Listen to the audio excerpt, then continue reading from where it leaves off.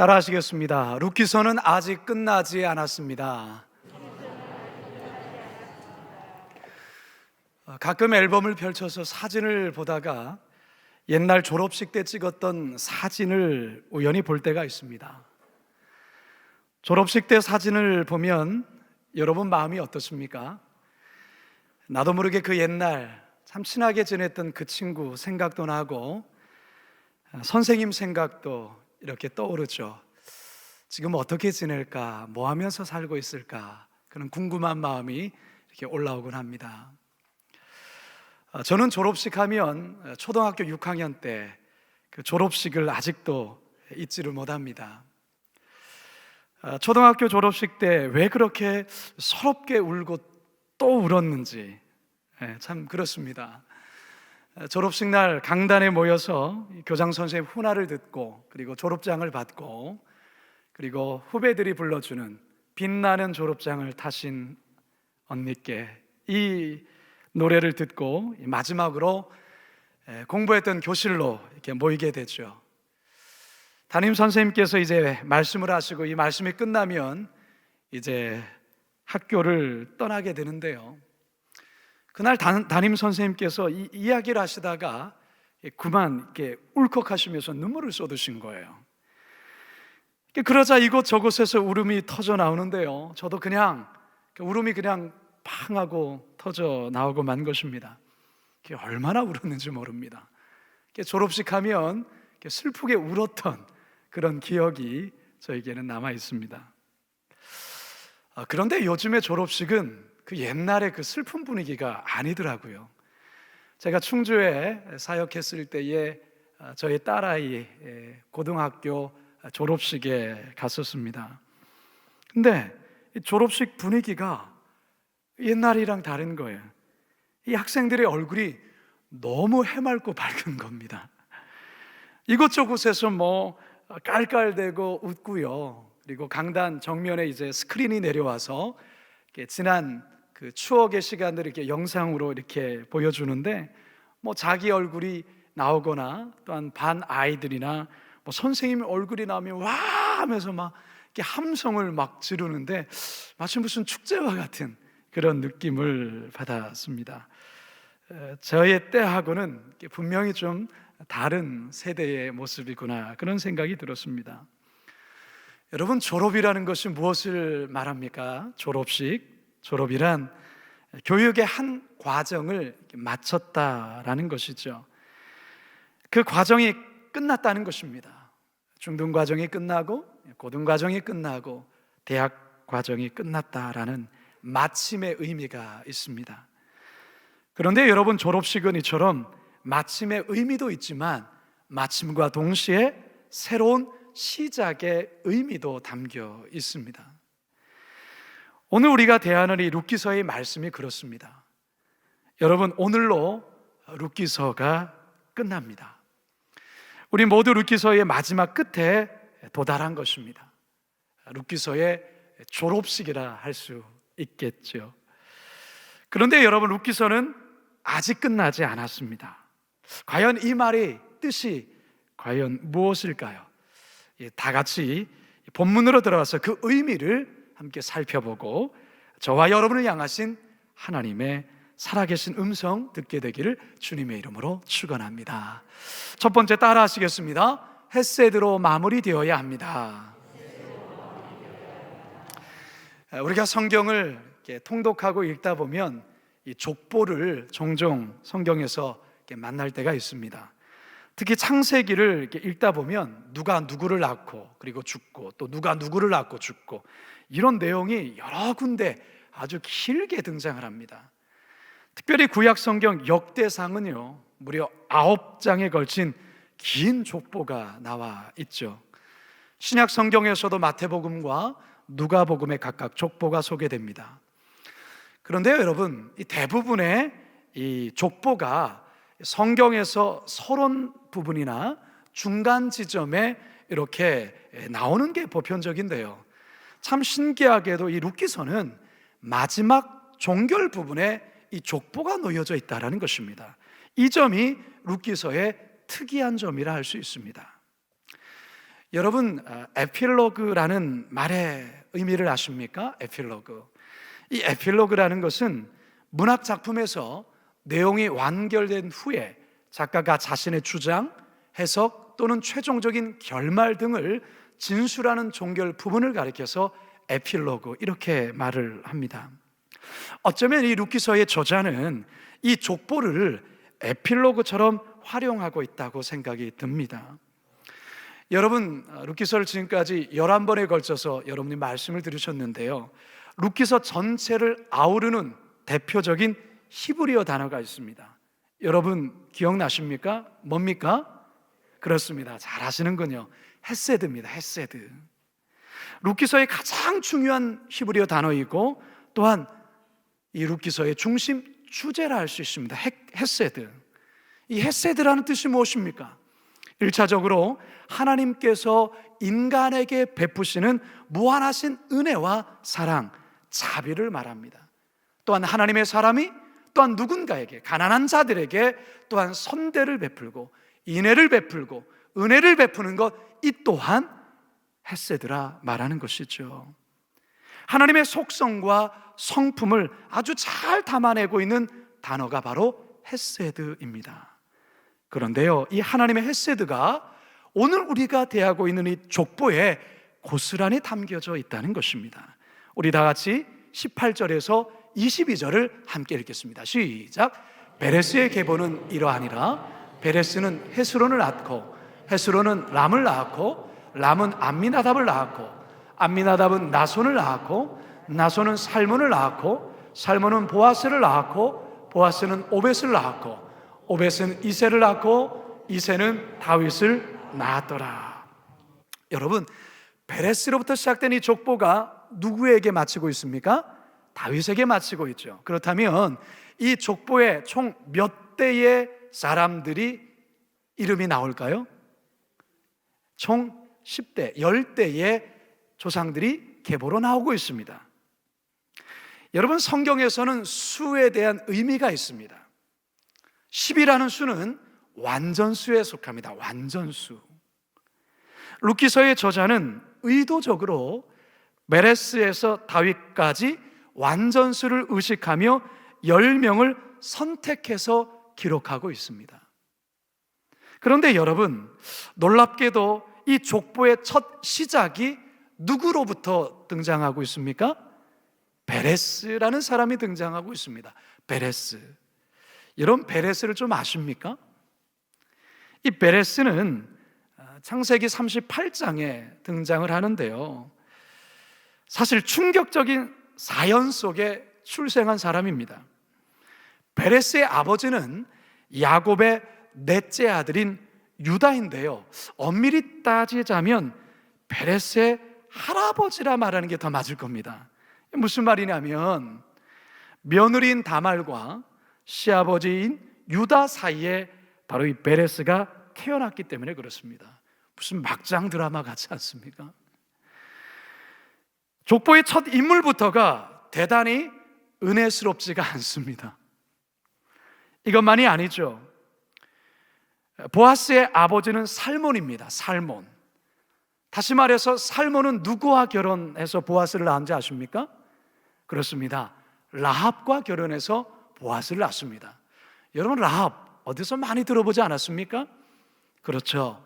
여호수아서 2장에 등장하는 두 정탐꾼을 숨겨주었던 그가 바로 라합입니다. 근데 그가 어떤 직업을 갖고 있었습니까? 기생이었죠. 그래서 성경은 그를 기생 라합이라 불렀습니다. 그녀가 살몬과 결혼해서 보아스를 낳은 것입니다. 자, 그렇다면 보아스는 어떻습니까? 보아스는 누구와 결혼했습니까? 모압 여인, 이방 여인, 그것도 과부인 룻과 결혼해서 오벳을 낳습니다. 만일 여러분의 족보에 우리 몇 대조 할아버지가 시아버지와 며느리 사이에서 태어났고 그 다음 할아버지는 다른 나라 기생 사이에서 태어났고 또 다른 할아버지는 낯선 타국의 과부 사이에서 태어났다, 뭐 이런 내용이 족보에 쭉 적혀 있으면, 나와 있으면 여러분들 그 내용 자랑스럽습니까? 그냥 삭제하고 싶고 좀 수정하고 싶은 마음이 들 겁니다. 자, 그렇다면 여러분, 왜 룻기서의 저자는 룻기서를 마무리하면서 굳이 이 부끄러운 사연을 갖고 있는 이 조상들의 이름을 이렇게 나열하면서 룻기서를 마무리하고 있는 걸까요? 바로 여기에 하나님의 헤세드가 작용하는 것입니다. 하나님의 헤세드를 이 룻기서의 저자는 이 마지막으로 이 족보를 통하여서 다시 한번 하나님의 헤세드, 하나님이 베푸신 절대 은혜, 하나님의 사랑, 하나님의 긍휼을 다시 한번 강조하면서 룻기서를 마무리하고 있는 것입니다. 여러분, 이 가문 어떤 가문입니까? 무너진 가문이었습니다. 부끄러운 가문입니다. 수치스러운 가문입니다. 그러나 하나님의 헤세드, 하나님의 절대적인 은혜와 사랑과 긍휼로 말미암아 이 가문이 다시 살아나게 되었고, 결국 이 가문을 통하여 누가 태어난다고요? 다윗 왕이 태어나고 있다는 것입니다. 무엇입니까? 하나님의 헤세드입니다. 사랑하는 성도 여러분, 룻기서의 피날레는 하나님의 헤세드를 통하여 이 룻기서를 마무리하고 있다는 것입니다. 성도 여러분, 우리들도 그렇습니다. 이 룻기서의 이 족보 속에 수치스럽고 부끄러운 사람들의 나열의 모습을 보면 사실 우리들의 지난날의 모습과도 또한 생각해 볼 수 있지 않겠습니까? 우리 자신이 하나님의 자녀라 인정받을 만큼 우리가 떳떳한 사람이었습니까? 아니죠. 부끄러운 과거가 있을 수도 있고요, 인정하고 싶지 않은 상처가 있을 수 있고요, 아픔이 있고요, 하나님 앞에 별로 내세울 것 없는 자입니다. 그런데 하나님께서 저와 여러분을 무조건적으로 하나님의 자녀로 삼아주셨어요. 여러분들이 자격이 되어서, 여러분들이 그만한 능력이 되어서가 아니라 하나님의 절대적인 은혜 속에 하나님이 우리를 당신의 자녀로 불러주셨다라는 것입니다. 뿐만 아니라 천국을 선물로 주셨습니다. 뿐만 아니라 하나님 나라의 일꾼으로 삼아주셨습니다. 할렐루야! 이것이야말로 하나님의 헤세드가 아니면 무엇이겠습니까? 따라서 우리들도 이 룻기서의 저자가 말하고 있는 것처럼 모든 것이 하나님의 은혜요, 하나님의 헤세드임을 기억하고 잊지 말며 항상 고백하며 살아야 합니다. 여러분, 코로나로 인해서 지난 11개월 참 우리의 삶이 힘겨웠습니다. 여전히 힘들죠. 그리고 많이 지쳐있죠. 그렇기 때문에 여러분, 하나님의 헤세드를 기억하십시오. 하나님께서 여러분의 삶 가운데 어떻게 은혜의 작용을 하였는지를 더듬어서 다시 기억하시라, 그 말이에요. 그리고 그것을 고백하십시오. 고백하는 그곳에 또 다른 하나님의 헤세드를 체험하게 되는 역사가 있게 될 것입니다. 그래야 할 때 우리의 삶에 나만의 룻기서를 써내려갈 수 있을 것입니다. 바라기는 여러분 모두가 하나님의 헤세드, 절대적인 하나님의 은혜를 기억하며 2020년 남은 한 달을 은혜 가운데 잘 보낼 수 있길 주님의 이름으로 축원합니다. 두 번째 따라하겠습니다. 믿음으로 사는 자를 반드시 축복하십니다. 룻기서의 결말은 해피엔딩입니다. 쫄딱 망한 나오미의 가문이 보아스로 인해서 다시금 일어서게 되었고, 끊겼던 대가 오벳의 탄생으로 다시금 이어지는 것을 보여주는 그야말로 최상의 시나리오로 이 룻기서는 마무리되고 있습니다. 해피엔딩이라는 것이죠. 그런데 여러분, 이와 같은 해피엔딩의 결말, 최상의 시나리오의 마무리가 그냥 이루어진 걸까요? 아닙니다. 하나님의 절대적인 은혜의 작용, 헤세드로 인한 것이지만 여기에 또 하나 믿음으로 산 자들의 처절한 땀과 눈물이 함께 섞여 있다는 것을 우리는 결코 관가해서는 안 됩니다. 룻이 자신의 고향인 모압을 떠나 베들레헴으로 온 이유가 무엇입니까? 여호와 하나님을 향한 신앙, 그 믿음 때문에 그는 친정집을 과감히 버리고 아주 낯선 베들레헴까지 오게 되었습니다. 나오미가 그토록 친정집으로 돌아가라 강권하였지만 어머니를 놓지 않고 붙쫓았습니다. 왜 그렇습니까? 어머니를 놓지 않고 붙잡는 것이 하나님을 붙쫓는 것이라 생각했기 때문에 그렇습니다. 그는 어떤 희생과 어떤 대가를 지불해서라도 하나님을 결코 포기할 수 없다는 결단 속에 그는 베들레헴으로 온 것이죠. 베들레헴으로 왔지만 그 암담한 연실이 룻을 기다리고 있었지만 룻은 손이 부르트고 허리가 끊어지는 고통 속에서도 이삭 줍기를 멈추지 않았습니다. 불가능한 미션에도 기꺼이 순종하며 도전하였습니다. 바로 이것이 룻의 믿음입니다. 하나님은 이처럼 룻을 귀하게 여기셨고 그의 믿음을 귀하게 여기셔서 결국 그를 아름답게 축복하시고 있지 않습니까? 여러분, 보아스 역시도 마찬가지입니다. 보아스가 살았던 시대가 어떤 시대입니까? 사사시대죠. 사사시대, 자기 소견에 옳은 대로 행했던 시대, 왕이 없기에 자기 소견에 옳은 대로 살았던 시대가 바로 사사시대입니다. 모두가 하나님을 등지고 하나님의 말씀을 떠나고 자기 멋대로 살아간 이 시대 속에 보아스는 다르게 살았어요.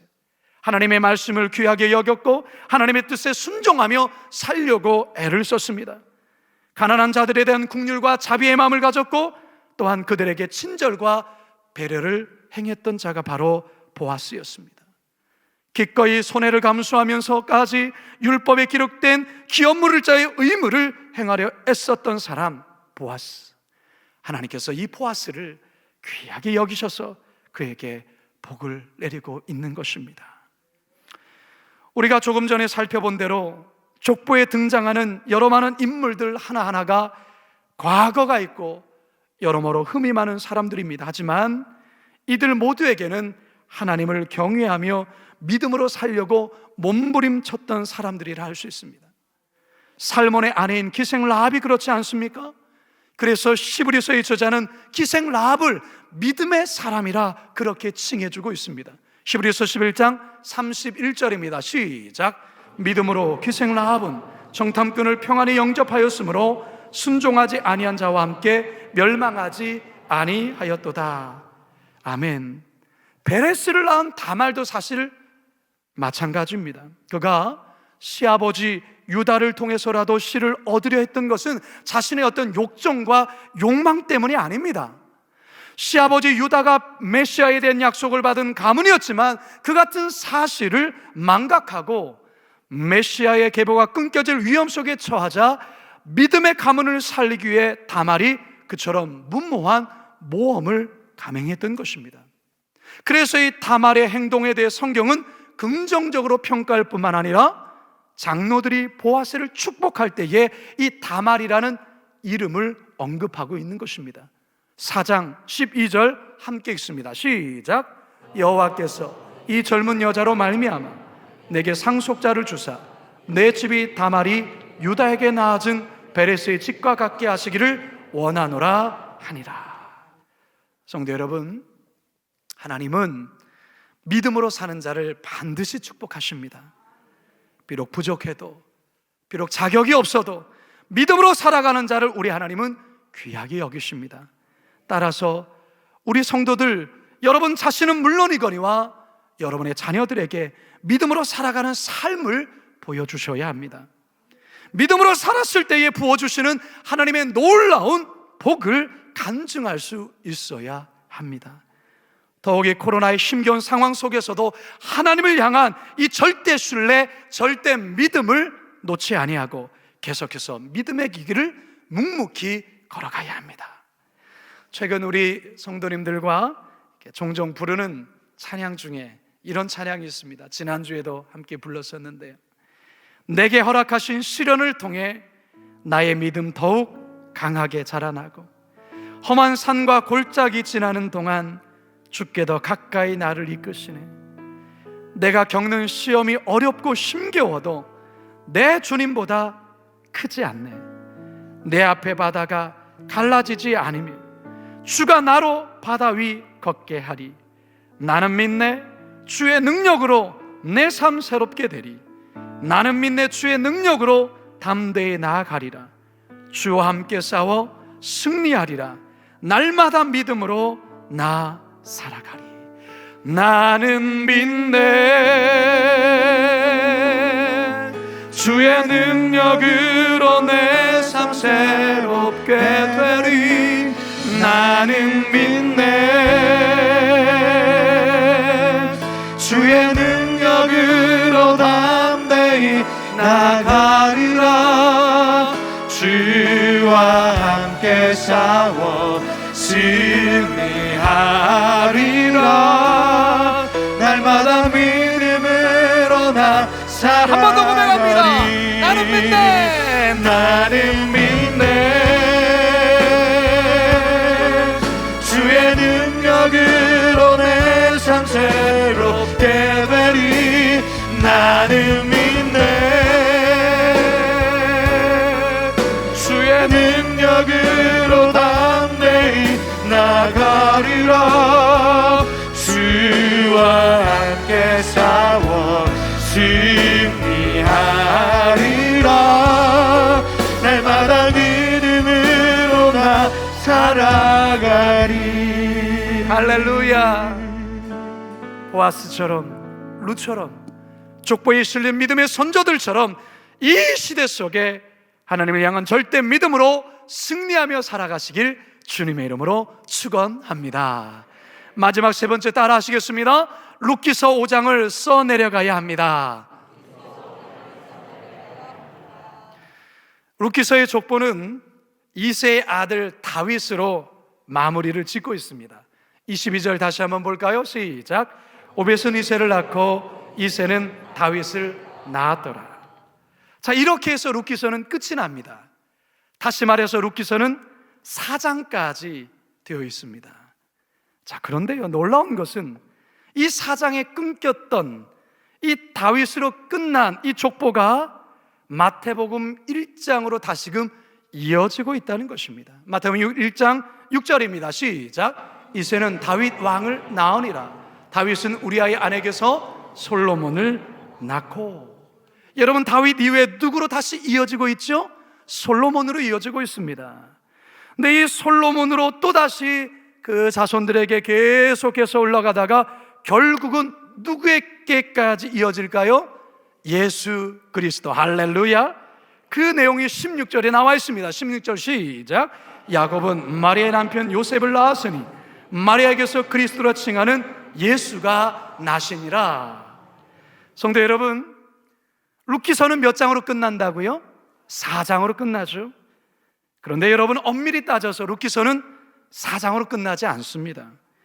마태복음으로 이어지고 있고 예수 그리스도로 이어지면서 이 족보는요, 오늘날 우리들에게까지 이어지고 있습니다. 할렐루야. 이게 어떻게 가능했을까요? 요한복음 1장 12절입니다. 시작. 영접하는 자, 곧 그 이름을 믿는 자들에게는 하나님의 자녀가 되는 권세를 주셨으니. 그렇습니다. 예수 그리스도를 구주로 영접한 자들은 유대인이 아니어도 또한 자격이 없어도 하나님의 자녀가 될 뿐만 아니라 그의 이름이 하나님 나라의 족보에 기록되어진다는 사실입니다. 할렐루야. 여러분께서 옆 사람과 이렇게 인사하셔야 됩니다. 아이고 형님, 아이고 동생, 몰라 뵈서 죄송해. 이렇게 인사하셔야 됩니다. 왜요? 물론 우리는 세상적으로 혈육적으로는 피가 섞이지 않을 수 있지만 예수 그리스도의 피로 한 형제가 되었고 한 가족 된 줄로 믿으시기 바랍니다. 그렇습니다. 저와 여러분들은 예수 그리스도의 보혈로 말미암아 하나님 나라의 가족이 되어졌고 하나님 나라의 계보에 저와 여러분들의 이름이 새겨져 있다는 것입니다. 그런데 여러분, 이렇게 또 한 가지 중요한 사실이 하나 있습니다. 여러분, 아직 이곳에 이 하나님 나라의 족보에 이름이 실려있지 않은 자들이 우리 주변에는 너무나도 많다라는 것입니다. 그래서 여러분, 저와 여러분들은 아직 하나님 나라 생명책에 그 이름이 올려지지 않는 그들을 향하여 예수 그리스도의 복음을 전해야 되고 그들의 이름 또한도 생명책에 이름이 적혀야 된다는 것입니다. 따라서 룻기는 4장으로 끝나는 것이 아닙니다. 룻기는 5장으로 이어가야 됩니다. 그 룻기 5장을 누가 써야 되느냐? 저와 여러분이 써야 되는 것입니다. 바로 이 룻기서의 이 4장의 이 족보가 이 마지막 이 계보를 통해서 우리들에게 말씀하시려 하는 가장 중요한 메시지가 바로 여기에 담겨 있는 것입니다. 한국교회는요, 치열하게 이 룻기서 5장을 써내려가신 분들의 순교와 희생과 헌신으로 지금의 한국교회가 세워진 것입니다. 참으로 훌륭하신 많은 목사님들이 한국교회를 위해서 눈물 뿌려 기도하고 헌신하고 심지어는 순교의 자리로 나아가신 그들의 룻기서의 5장으로 말미암아 한국교회가 세워져 있는 거예요. 지금으로부터 10년 전인 2010년 9월 2일 한국교회 큰 거목인 옥하는 목사님이 71세 일기로 하나님의 품에 안기셨습니다. 사랑의 교회를 개척하시고 평신도 제자훈련을 통해 한국교회를 깨우는 일에 헌신했던 정말 귀한 목사님이셨죠. 평소에 호영, 호재하며 가깝게 지내셨던 온누리 교회 하영조 목사님께서 옥하는 목사님의 별세 소식에 큰 마음의 슬픔 속에 다음과 같은 추모의 글을 쓰셨습니다. 옥하는 목사님은 소리 없는 큰 바위 얼굴이셨습니다. 그리고 우리 목회자들이 영원한 멘토였습니다. 목사님이 없는 한국교회는 그 빈자리가 너무나도 큽니다. 우리 곁에 계실 때는 몰랐는데 천국으로 가셨다는 소식을 듣는 순간 나의 숨도 멈춘 듯 했습니다. 목사님의 지나온 생애를 돌이켜보면 눈물도 나고 웃음도 납니다. 목사님 머리카락 한 올도 흩어지는 법이 없었습니다. 목사님의 사무실과 서재는 언제나 정돈되어 있었습니다. 목사님의 설교는 복음과 열정으로 가득 차 있었습니다. 목사님은 강대상 위에서나 아래에서의 삶이 항상 일치하셨지요. 하나님께서 당장이라도 오라고 부르시면 언제든지 달려갈 신부처럼 사셨습니다. 목사님은 어머니처럼 포근하면서도 아버지처럼 엄격하셨고 형님처럼 든든했습니다. 그래서 병중에라도 숨쉬고 살아계시는 것만으로도 감사하고 또 감사했습니다. 목사님은 존재 그 자체가 의미요, 기적이요, 희망이었기 때문입니다. 그런데 목사님께서 그 모든 것을 뒤로한 채 떠나시니 이제는 그런 그리움도 눈물이 됩니다. 그러나 지금은 우리 차례가 되었습니다. 바통을 이어받아 복음의 통로로 뛸 때마다 목사님의 인격과 삶을 기억하며 뛰어갈 것입니다. 목사님은 우리의 사표이시고 기둥입니다. 목사님을 보내드린 지금 목매어 기도를 드립니다. 살아도 주를 위하여, 죽어도 주를 위하여라는 바울의 고백처럼 우리도 그 길을 따르겠습니다. 살아계신 하나님을 찬양하고 그 이름을 높여드립니다. 하용조 목사. 이 추모의 글을 썼던 하용조 목사님 또한 1년 뒤인 2011년 8월 1일에 하나님의 품에 안기게 됐습니다. 저는 한국교회 이처럼 귀한 목사님들이 계셨다는 사실에 얼마나 감사하고 자랑스러운지 모릅니다. 성도 여러분, 이제 우리 세대에 이런 목사님의 바톤을 이어받아야 될 목사님들이 나와야 합니다. 나와야 될 뿐만 아니라 그와 같은 지도자 또한 나와야 되고 그런 성도들이 나와야 됩니다. 그래야 해서 우리 시대에 룻기서 5장을 써내려가야 하는 것입니다. 저는 우리 거룩한 빛 광성교회가 그러한 교회 되어지길 주님의 이름으로 축원합니다. 저는 이제 말씀을 마치려 합니다. 성도 여러분, 오늘로 3개월 동안 매주를 설교했던 룻기서 강해를 드디어 마치게 됩니다. 여러분은 지난 3개월 동안 룻기서 말씀에 어떤 도전을 받으셨고 어떠한 하나님의 음성을 들으셨습니까? 왕이 없어 자기 소견 옳은 대로 행하였던 혼란한 사사시대 속에서도 믿음으로 살았던 이 룻과 보아스의 말씀을 통하여 여러분은 어떤 도전을 받으셨고 어떤 결단을 하셨습니까? 성도 여러분, 하나님의 말씀은 어제나 오늘이나 영원토록 변치 않습니다. 하나님의 말씀은 반드시 이루어집니다. 여전히 힘겨운 코로나 시대를 우리가 살아가고 있지만 우리의 삶 속에 여전히 역사하시는 하나님의 메시지를 기억하며 용기를 잃지 않고 살아가야 될 줄로 믿습니다. 또한 우리 세대뿐만 아니라 다음 세대에 이 믿음의 유산을 잘 전해줘야 될 줄로 믿습니다. 룻기서는 아직 끝나지 않았습니다. 저와 여러분이 룻기서 5장을 써내려가야 합니다. 바라기는 우리 모두가 이 시대의 룻이요, 이 시대의 보아스가 되어 하나님의 마음을 시원케 드리는 믿음의 사람들 다 되시길 주님의 이름으로 축원합니다. 축원합니다. 축원합니다. 이 시간 말씀을 기억하면서 마지막 결단의 이 찬양 함께 고백했으면 좋겠습니다. 나를 지으신 이가 하나님, 나를 부르신 이가 하나님, 나를 보내신 이도 하나님, 나의 나 된 것은 나 하나님 은혜라. 나의 달려갈 길, 나의 달려갈 길 다가도록, 나의 마지막 호흡, 나의 마지막 호흡 다하도록, 나로 그 십자가 품게 하시니, 나의 나 된 것은 나 하나님 은혜라. 그렇습니다. 한량없는 은혜, 한량없는 은혜, 갚을 길 없는, 갚을 길 없는 은혜, 내 삶을 내어 사는, 내 삶을 내어 사는 하나님의 은혜, 하나님의 은혜. 나 주저함 없이, 주저함 없이 그 땅을 밟음도 나를 붙드시니, 하나님의 은혜. 하나님의 우리 자리에서 일어나서서 한량없는 은혜, 갚을 길 없는 은혜, 한량없는 은혜, 갚을 길 없는 은혜, 내 삶을 내어 사는 하나님의 은혜. 나 주저함 없이 그 땅을 밟음도, 그 땅을 밟음도 나를 붙드시니, 하나님의 은혜.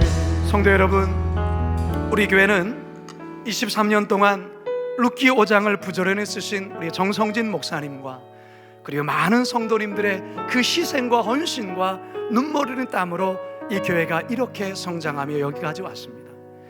이제 제2기회 강성교회에 우리는 또 다른 루키서 5장을 써야 합니다. 부족한 종과 함께 우리 성도 여러분들이 이 시대의 루키서 5장을 써야 됩니다. 이 시간 기도합시다. 하나님, 제가 루키서 5장을 써내려가겠습니다. 하나님의 세대를 기억하면서 믿음으로 살아가면서 주여 이 루키서 5장을 써내려가겠습니다. 우리 가정이 쓰겠습니다. 우리 교회가 쓰겠습니다. 우리 주여 한번 부르짖고 함께 마지막으로 기도하며 나가겠습니다. 주여, 주님, 하나님 아버지, 거룩한 빛광성교회가 하나님 아버지 아임의 불안한 그 어려운 시대 속에서 아버지 정성대 목사님 일어나요. 아버지 많은 성도들의 건실한 눈물 속에 루키서 5장을 써내려갈 것으로 말미암아 이 교회가 이렇게 하나님을 동정하게 되는 믿습니다. 이제 하나님의 교회 강성교회 새로운 루키서 5장을 써내려가게 하여 주시옵소서. 아버지, 우리가 그 루키서 5장을 써내려가겠습니다. 그 루키서 5장을 쓰겠습니다. 주님 은혜를 베풀어 주시고 하나님의 세대가 우리의 가정과 우리의 교회 가운데 전적으로 흘러가게 하여 주시옵시고 하나님 나라의 족보 가운데 수많은 영혼의 이름이 아버지 하나님 아버지 득혀지고 기억되어지고 쓰럽되어지는 그런 은혜와 사랑을 꼭 하나님 허락하여 주시옵소서. 하나님 아버지, 말로 다 할 수 없는 어려움의 시간을 저희들이 보내고 있습니다. 그런데 룻기서의 그 시대와 비교할 수 있겠습니까? 룻의 고난과 비교할 수 있겠습니까? 하나님께서 우리들에게 코로나가 계속해서 확산되어지는 9월에 이 룻기서를 허락하신 분명한 이유가 있을 줄 압니다. 그 어려웠던 사사시대도 믿음으로 살았던 룻을 보라, 보아스를 보라, 믿음의 선조들을 보아라. 이제는 너희가 그 룻기서를 써야 될 차례이니 룻기서를 쓰라, 믿음으로 쓰라, 헷세들을 기억하며 쓰라 하신 이 말씀 이제 우리 마음에 새기며 이제 제2의 강성교회를 멋지게 룻기서 5장을 써내려가도록 주님 도와주시옵소서.